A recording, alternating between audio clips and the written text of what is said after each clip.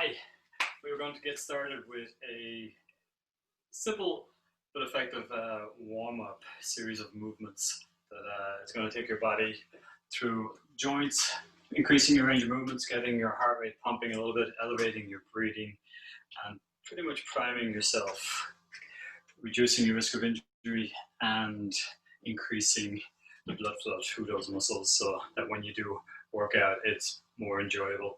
This next series of movements can be a workout in itself, depending on where you're starting at, or it can be a preparation for the workout to come. Okay, basically you listen to your body, you ease into the movements, and you find your own limits. Okay, so we're going to start with some jogging or marching on the spot.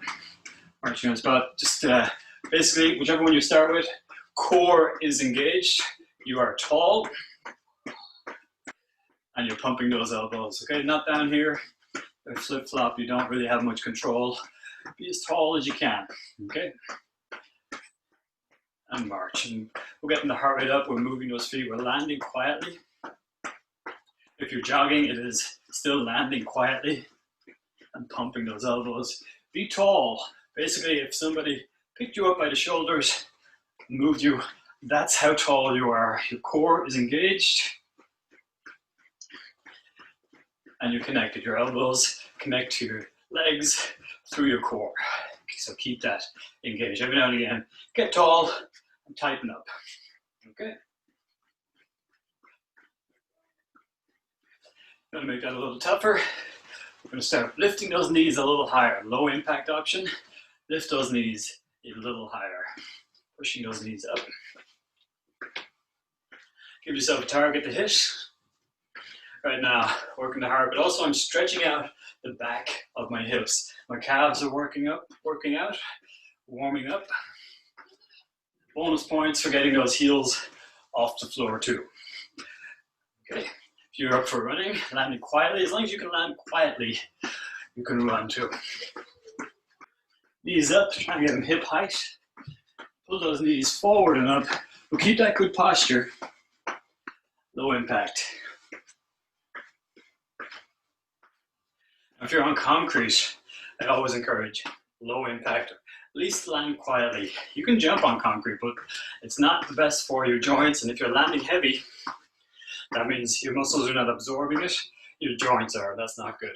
So typically I always advise carpet on concrete, treat it like concrete. Low impact. Okay, hip flexors here are working, pulling your hips and knees forward and up. Core, stay tall. All right, let's bring it back to a march or a walk. Or jog, if you want. Be jogging. This is your workout, your warm-up. I'm gonna stretch out these thighs now, okay? So hands back, or hands on your hips. We're gonna heels straight back. I'm not twisting my knees, okay? So with a wider stance, you get that rhythm of going from side to side. I am aiming my heel towards my hip. Doesn't matter if they don't reach, but what I'm not doing is twisting my knee. I'm not going off to the side, or I'm not going outside or across my body with those feet. Straight up. And that little wide stance gives me a nice sway action. You can do it slowly and close. You can even hold on to something and do it if you want. You can do one side. No, don't do one side. Heels up. And each one is going to almost like a balance point where it bounces back. But those knees stay under. They want to come up and help sometimes. Don't do that. Working out those quads. Getting them ready for squatting and sitting down, standing up. All right. Let's get marching again. Breathing should be elevated a little bit now. Heart rate's increasing a little bit. Again, check your posture. Are you tall? Is your core muscles engaged, tight, landing quietly? You can do anything too. Depends. All on you. This is your workout, your warm-up. All right. So if you're marching, we're going to bring it into a side step, okay? So we're going to go side, Bring those feet together and side tap. Tap those feet. Now this leg is coming in. I am touching the floor, or I'm touching my heel. I'm going to the side, and then little by little, you can increase that space. You can do this with a kitchen chair in front of you, just for balance. You can do it against the sink, by the sink, or close to a wall, just for balance. You want to make it a little bit more challenging? Bring those feet together, tap out, tap out, tap out. Let's get those arms involved. If you're not using them for balance, send them out. A little tougher, jumping, landing quietly. Tap, tap. If your breathing's getting a little out of control, put those hands back on your hips and go back to whichever version. It's still nice and challenging, but not too easy for you. Okay, stride, stride. You want to get the arms involved here. Good movement is thumb to shoulder. Get that thumb, touch your shoulder, and you get a nice sway action. And that arm momentum can actually give you good balance and rhythm. Start small, increase the size of that swing. That's not a race. It's just about moving, getting the body limber, and starting up little by little. Okay, 2 more, and 1 more. Okay, and you can just cut down those jumping jacks. Let's get marching again, or jogging. Even if you're marching, your elbows are bent. Deliver it, march with purpose, pump those elbows. Getting more used to it now, you can pump them a little bit more. Bring it into that jog as you want.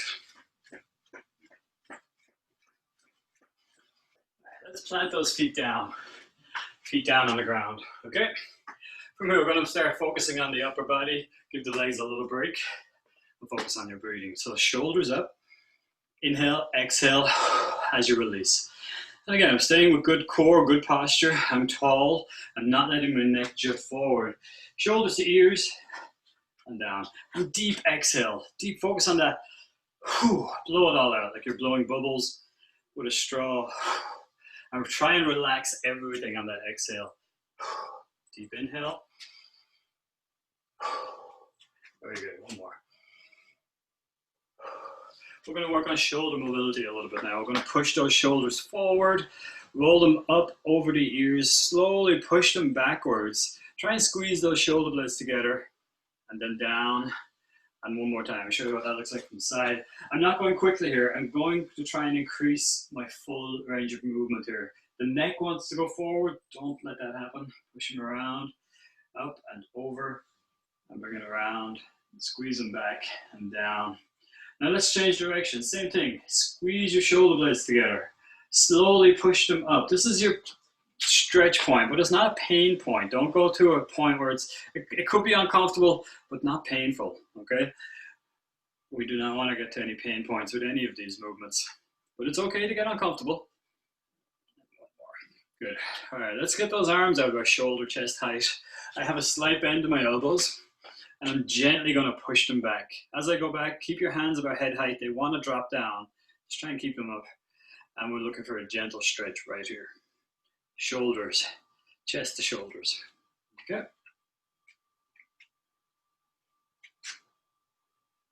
Now what I'm doing here, I'm working my back and shoulders obviously, but I'm also stretching right here, chest into shoulder, preparing them for a little bit of work. I'm also stretching my shoulder blades at the back. Now they're going to get more of a stretch in a moment as I push those hands past. Now when I do this, whichever elbow goes over the top goes underneath the next time. Now my elbows are bending a little bit, that's fine. They want to come down here, don't let them. Try and keep them up. They're going to get heavy, that's okay. And again, get to an uncomfortable point. Shoulder blades stretching away, squeezing together. Stretch away, squeeze together. 2 more pairs. If you're extra tight in any of these spots after working out, just do a little extra on them as you wish. Okay? Again, a couple more shrugs, just loosen up those shoulders. Inhale and exhale. All right, I'm going to get those arms warmed up a little bit. Just simply thumb to shoulder, elbows up high, and then bring those straight arms back behind you. So start off slow on this. Try and get those thumbs close to your shoulders and then start pushing your elbows up and over. Oftentimes, people will try and just bring their arm straight up and then drop the arm, which is okay, but you'll get a better stretch if you try and bend that elbow first and then send your elbow up and over. This is your range of movement, of course. Little by little, your range of movement is going to increase.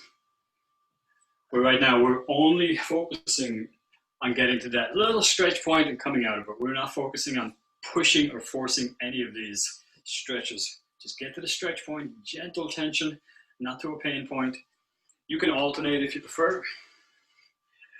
You can do one at a time if you prefer. 3 or 4 on one side.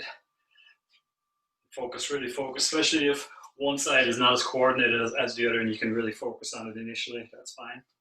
Down the shoulder, push up, swing it back. Okay. All right, from here we're going to bring it back towards the legs. Take a small step back. And feel free, you can hold on to a chair if you want, hand on the wall as you need to, just for balance. A little of balance will be improving too. Right now, what I'm doing here is I'm pushing my heel to the ground. You can see my feet are a little wide. They're not in line. No balance there. And I'm just pushing my heel to the floor. Now that back foot sometimes wants to turn out, but don't do that. Try and keep it facing where you're facing. Heel to the floor, heel to the floor. And little by little, you'll find that you're not getting that stretch point anymore. So step a little further back. Now, if you step back so far that your heel can't hit the floor, pull the next one back in a little closer, okay? Also, as you're doing this, I want you to make note of if one side is a little bit more flexible than the other, and if one side is tighter than the other, you might be able to go back further on one side and not so far on the other side. And that's normal enough, but if it's a big difference, that's something that we should address and we can address little by little, and it can reduce the risk of an injury or hip pain, knee pain. If one side is much tighter than the other, it can be a sign of an underlying issue that could cause bigger problems. Okay, all right, heel to the floor, 2 more. 1 more. And again, just to emphasize, it's okay, everyone naturally has one side a little bit tighter, a little bit more coordinated than the other, but if there's a big difference, that's gonna pull you out of alignment. We don't want that. All right, again, back to the quad stretch, hold on to that chair, or hold on to the wall. This time, keeping one foot on the ground, not jogging it anymore or marching. Push it back, really push it back. The quads are warmed up a little bit more. They can go a little higher with your feet. Hamstrings back here to your leg is what's pulling your heel up. And every time the heel goes up, you are stretching out the front of your leg. And that's what we're doing this for.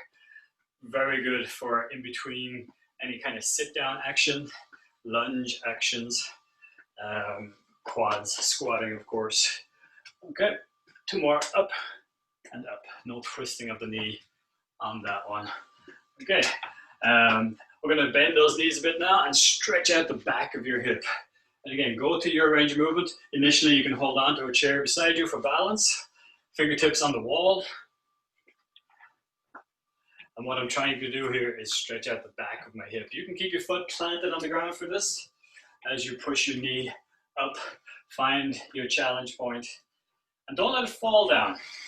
And of course, you have much better balance every time you tighten up those core muscles. So then you can pause and slowly bring it down. I'm exaggerating now, but you should be able to not fall, not have it fall down. Focus on that. Again, initially with a chair or the wall, phase out that as you're getting good balance. Those stabilizers are kicking in and you've got good fall prevention, which is great. All right, bonus points then, if you can come up onto the ball of your foot, lifting your heels off the ground. And again, you can do that with the chair, with the wall, sink, countertop, have it beside you so you don't need the object that you're using for support. But the goal would be to phase that out little by little. You can still have it close and not use it, but peace of mind knowing it's there, absolutely. 2 more, knees up. Now some of these might be very tough initially, and you get used to it. Just challenge yourself. Make sure you can still breathe. Last one, gentle leg swings. We're gonna loose up the back of your hips, okay? So gently swinging those legs forward. And again, this one, you're going to be on that one leg for a little bit longer than usual, longer than the other exercises. So have that object close to you. Have that chair, back of your chair, kitchen sink, have it close. You don't need to use it. I phase out from having the grip. I put the back of my hand against it.